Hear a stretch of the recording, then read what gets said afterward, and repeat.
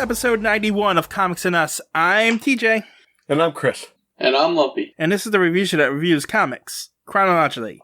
Kind of. Was that more, positive for you, Lump? Yeah, I did too. It was. But too bad the one we're talking about, where we're not that positive, was a totally different show. So nobody's going to know what we're talking about. No one has any idea. No one. Yeah, no, that's fair. I don't even know when that one's getting released. There's no release order for that other show, so whatever. Just so everybody knows, Lumpy told us we weren't happy enough the last time, or excited enough, or I don't know what he was saying, but we don't. You weren't. You were both like, I mean, don't get me wrong. It was a bad comic, and I get it. But this one is the worst comic I've ever read in my life. Really? You think so? It's so bad. All right, so let's get into everything so we can tell them what we're talking about here. Today we're doing Detective Comics number 82, the Batman story, Quarterback of Crime. It was released in December 1943. The executive editor was Whitney Ellsworth, who is a man, we found out last week.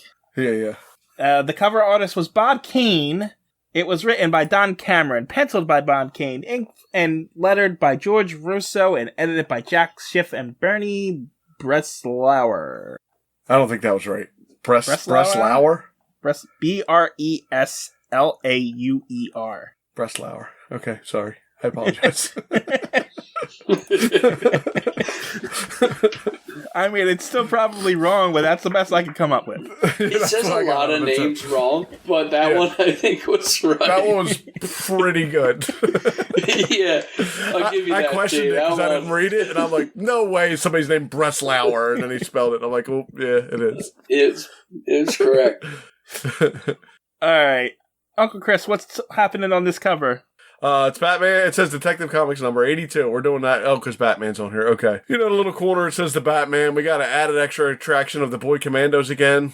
Detective Comics, 10 cents. Batman and Robin pile up scores for justice against the quarterback of crime, which did never really, well, whatever, we'll talk about it. So Batman is kicking a football.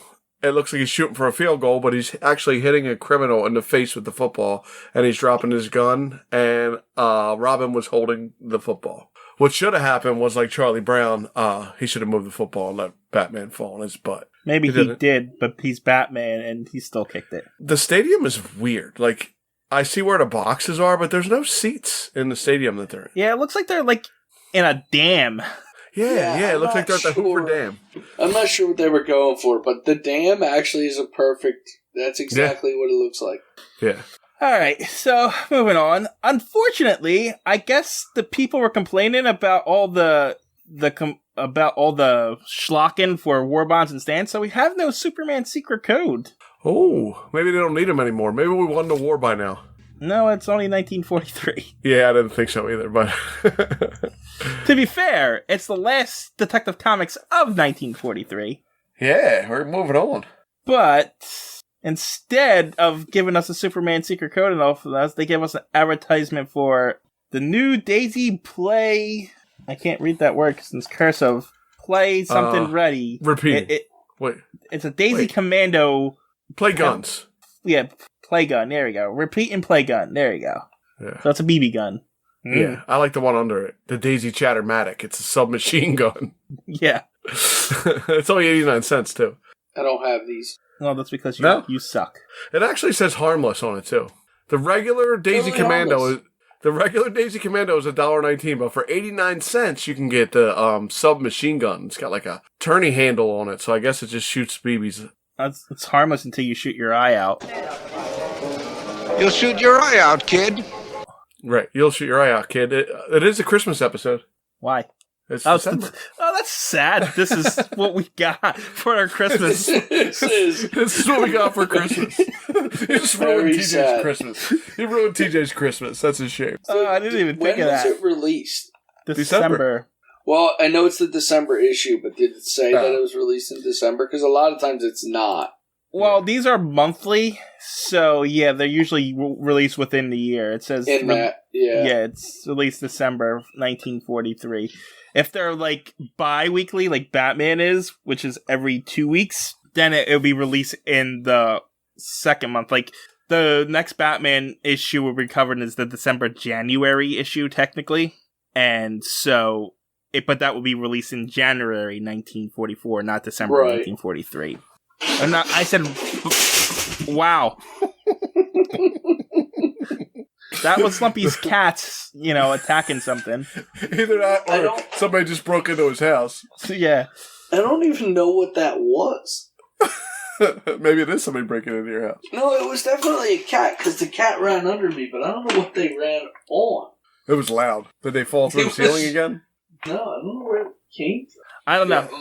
Anyway, my cats are very active tonight, so I'll apologize now. So there you go. But I said bi-weekly, and they're bi-monthly, so that's what I meant. I knew what you meant, actually. Yeah, all right. So let's go into the story proper. Lumpy, what's happening on this non-canon splash page? There's a football team. They're in a stadium again, with very low goalposts. And, Batman is tackling a guy. There's a football player shooting a gun. There's another football player with looks like a Tommy gun that Robin is attacking. And then there's another guy who looks like a pirate in a football uniform shooting a gun in the background. I'm actually that guy, to me, looks like a blur. I was about to say, I'm actually curious. You're reading a remastered version of this because you're reading off of the DC app. Yes. How does it look? Does it look clear? Very clear. Okay, so ours is a mess. It's faded and, can't really see much of anything, honestly. Yeah, mine is very clear. So the background, like the sky is blue. The stadium itself, where I'm guessing there's supposed to be seats, but it still looks like that same wall as the first thing, but it's orange with white stripes, and then the field is yellow. We got the same colors, but they're very faded and they're scribbled on. There's hairs on it. And... No, mine doesn't have it. It's very clean. And mine, the guys' uniforms, they have orange pants and green and black striped shirts. Yeah, we got the same colors, but... Well, how bright is the orange? Ours looks more tan. Yeah. No, mine is clearly... do you see the word Batman? Is it red? Where? Yeah, the big, Batman large... at the top? Yeah, it's red, but it's like a faded, almost orange red. Yeah, so mine, the color of the stands is basically the same color as the Batman, but it's very bright. It's not... Yeah, there's no brightness in this. No, this is bright. This is... it's clearly cleaned up, for sure. Okay, so I was just curious. We normally don't talk about the large text box that spoils the entire thing here, but it's kind of split into two. The top half of it is a ticket, and the bottom half is just a wall of text that spoils the entire comic. So, but yeah, anything left to say about that? No, by Bob Kane. There you go. It always is. All right, so we open up in a football game, and a couple gangsters are watching the football game. And the football games sparked something in them, an idea. But also at the football game, Bruce and Dick are there, and they happen to see the gangsters. It's weird that Bruce and Dick are there. Seem to be in places where gangsters are all the time. They're football enthusiasts. In this comic, sure. They get enthusiastic about specifically on specific days, apparently. The worst part is that Dick says that Bruce isn't even watching the game. Bruce is busy watching people. He's people watching. Yeah, so they must have been bored and decided, hey, let's go sit in the stadium. Yeah. But the gangsters, a few days later in a cellar beneath a pool room, I bring that up for a reason, they are using football tactics to plan heists. What a good idea that is. You can map it out. And, the stupidest thing I ever heard. You can call plays on the fly. You could be like, do the 496, Yeah. That's essentially what it is. I mean, it is. It is, right. They're treating their whole gang like a football team, and they have plays and stuff like that, and they put it into action as they go and rob a bank. And, there's a lot of football terminology as they do this. Yeah, football. And so they get the money, they run out, and they throw a bag at the cops who should just, for the first time ever, show up during an actual crime. Right, they pull right up, too. It's amazing. They must be getting retrained or something. I mean... Are we sure it's Gotham? Maybe this just happened to be the good cops of Gotham, the two that were left. Maybe all the cops of Gotham are tied up somewhere, and this is from cops from another city. Or maybe these are the guys from that green truck one that we covered. Oh, yeah. Those guys were pretty good. Anyway, they throw the bag at the cops, and it explodes into gas, I guess. I don't know. Which allows them to get away because, I mean, they're still Gotham cops, so gas chokes them and distracts them long enough for them to get away. There was a paper or a cloth bag full of gas. Yes. And it choked them, so they got away. It did. So nice teamwork, boys. You were great. Yeah. So that evening, Bruce is reading the paper and finds out about it because that's how he finds out about everything. And Batman, or Bruce and Dick decide it's time for Batman and Robin to come out and take care of this. Alfred shows up and says, I'm used to be a football player in college or whatever. I could be a help. And he's like, we'll keep you in mind. Yeah, I'm sorry. I got this confused with the next story that's coming up. Yes. I agree, though. I was like, wait, what?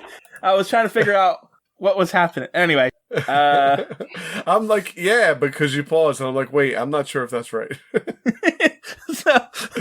It is. Okay. They blow them off like, yeah, if we need you, we'll let you know. Yeah.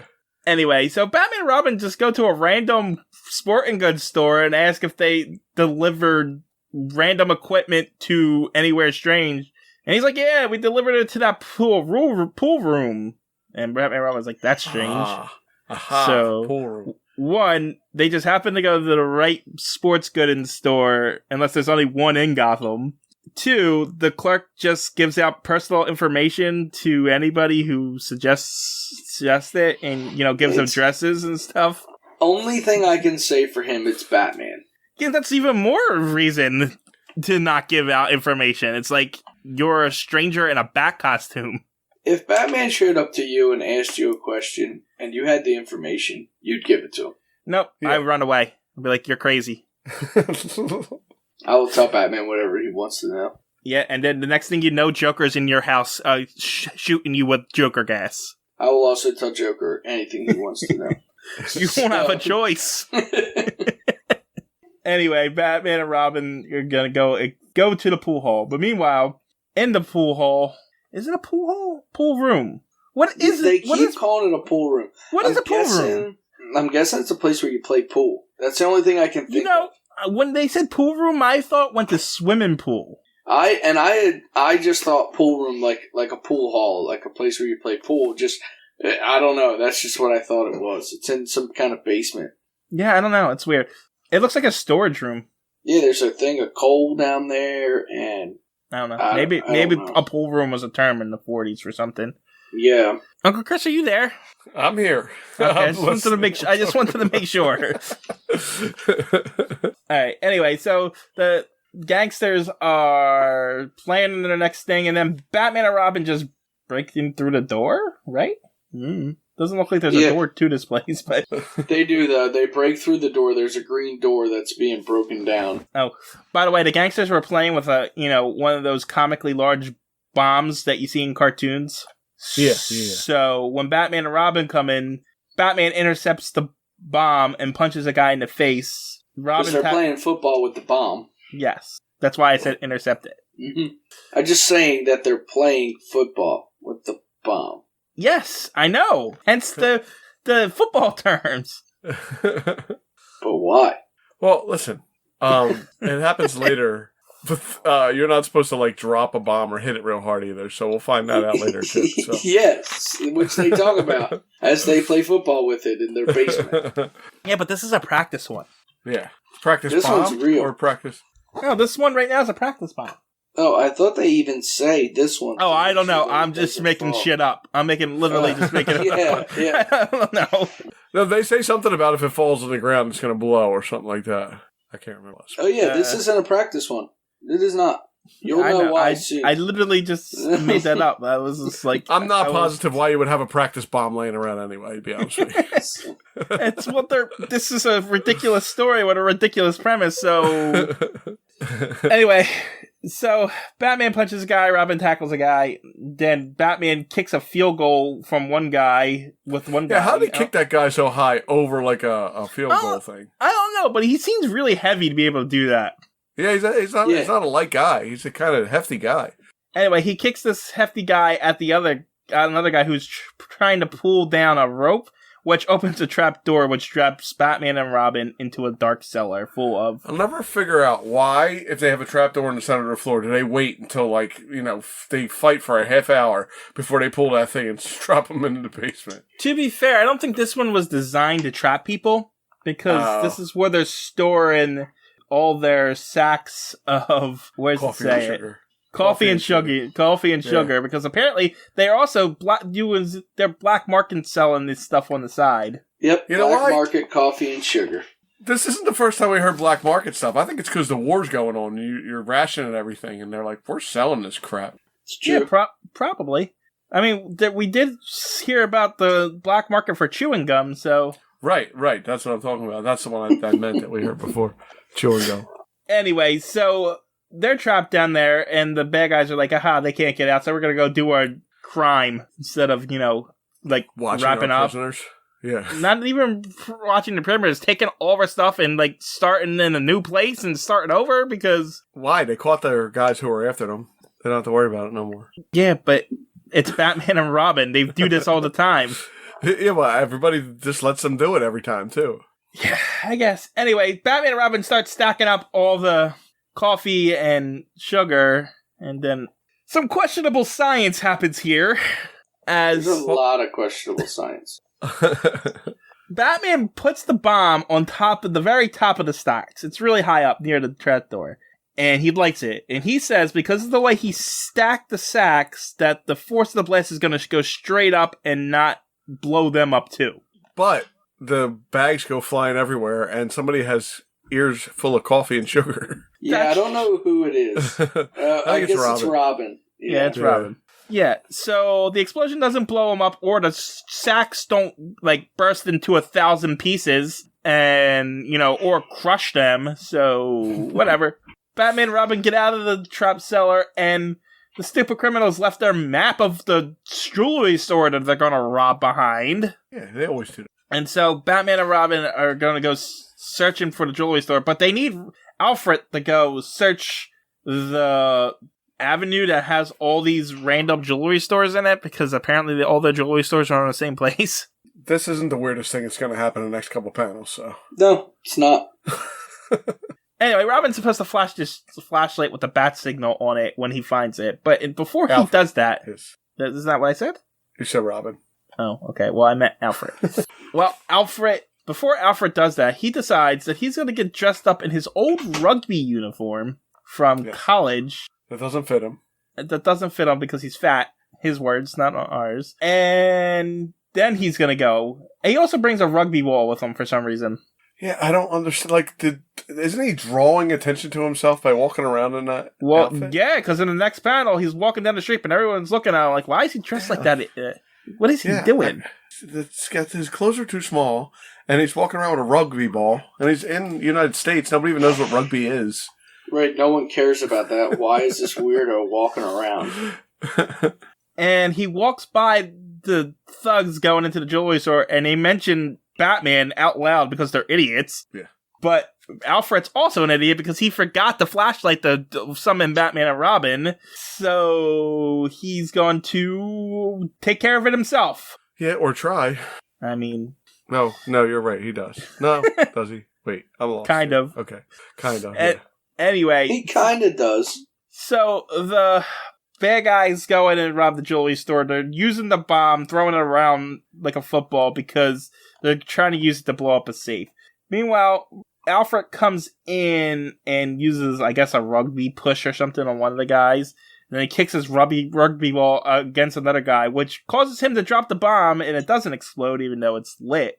And then they all team up on Alfred and knock him out, and they leave him next to the bomb, and they all run for it because it's about to blow. But Alfred is not completely knocked out as he's dizzy. He picks up the bomb in a dazed confusion and follows the guys up to the roof, thinking he's in his old rugby days, and one of them says kick, which he's like, oh, I better kick this. And so he kicks it into the air, hurting his foot, and the explosions, Batman and Robin's like, where's the light from Alfred? I guess we were wrong about it. And then they see the explosion and the bad guys down below.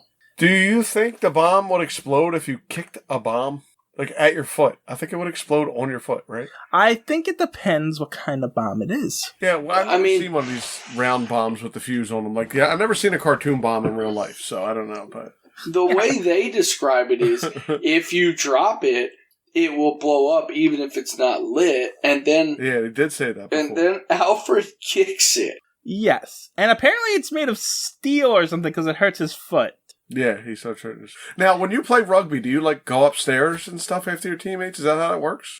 Oh, it's played on Do you play rugby in a building? I'm not really sure why he thought he was still playing rugby. Because he got hit in the head and he's in his rugby uniform. Yeah, I guess. So he thinks he's in his rugby. It's supposed to be comedy, okay? Yeah. Oh, it's comedy. Anyway, Batman and Robin use their silken ropes to swing over and fight the bad guys. They beat them up, and then they're like, alright, so they beat them up, and then Batman's like, maybe the warden will let them try out for I guess the prison has football teams. Mm-hmm. So there's that, and then Batman and Robin go over to Alfred, they're like, oh, look, it's Alfred. And he's supposed to be wearing kilts, not shorts. Yeah, what's he doing? Because they think he's a Highlander, I guess. I don't know. Whatever. The next day, Bruce has tickets and asks Alfred if he wants to go to the football game. Alfred's like, "No, I don't want to go. Football is a childish sport." He's going to spend his afternoon reading his chronological books and sit in his armchair because his foot's broken. Everybody. The end. That's the end. There's nothing to talk about. This is it. This is the end. I mean, yeah. There's hence why I said the end. There is an advertisement after this that's like a war advertisement, but it's really for Wheaties. For Wheaties? Yeah, it's like, get going, like a champion tomorrow morning, and it's got all the stuff. It's got the army shooting guns and stuff, and at the very bottom it says, Breakfast of Champions Wheaties. Whatever. So, this one was stupid. It was really bad. I mean, it's already bad enough. People, like, especially in, like, the 40s, you would think if you're reading a comic, you're not really into sports. Right. Yeah, right. probably not. You know what I mean? So yeah, it's that's like, changed, but you're right. Most of the kids then weren't really watching. I don't know. Maybe everybody was watching football at the time. Possibly, but if you're in the Batman and Robin, you don't really give a crap about football, is all I'm saying.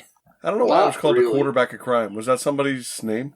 The quarterback's the leader of the team, essentially. So the guy who came up with it is the quarterback of the crime things. Stupid poem. I don't know. It was really like dumb. But even if you were into football, would this like entice you? There wasn't a lot of football in it. I mean, they had some football jargon in it, but yeah, I don't know. It felt like they were forcing like football into the comic. That's how I felt. I felt like they were like, "Oh, let's make a football one, and we'll make these people." And it was just really, really forced. And I think it.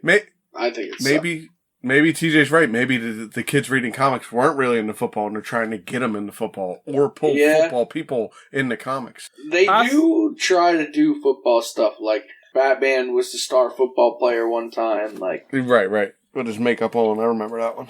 I don't know, but you would think like they would try more with stuff like baseball and stuff, which was like really popular at the time and stuff. They're trying everything. They got plenty of comics to go through.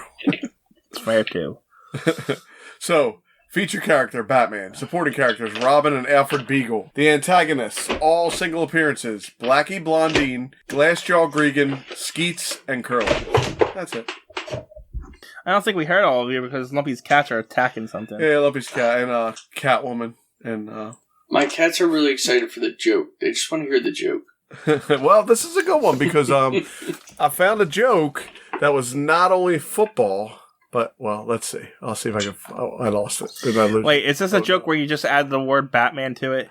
I wasn't even going to give you a Batman joke. I was giving you a different joke, but guess what? I lost it anyway, so... all right. So... that's what it was. Well, I lost it again. Oh, well. Why did the Penguin get ejected? Killing us. Why did the Penguin get ejected from the football game? For persistent foul play. Get it? Foul play. Because he's a bird. Get it? Wow, you really are out of jokes, aren't you? I am out of jokes. I had a good one that had Christmas and football in it, but now I can't find it. I lost it. All right. I guess that's it. That Bye. wasn't even a joke. Bye. See ya.